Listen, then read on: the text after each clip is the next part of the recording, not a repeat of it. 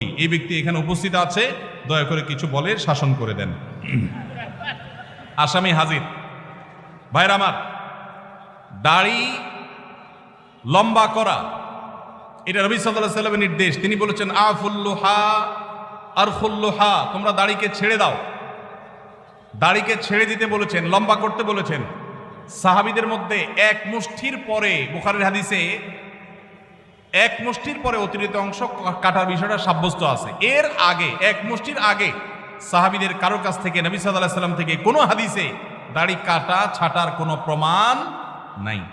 এই জন্য সারা বিশ্বের প্রায় সব উলামায়ে ইকরাম একমত যে দাড়ি লম্বা করা ওয়াজিব।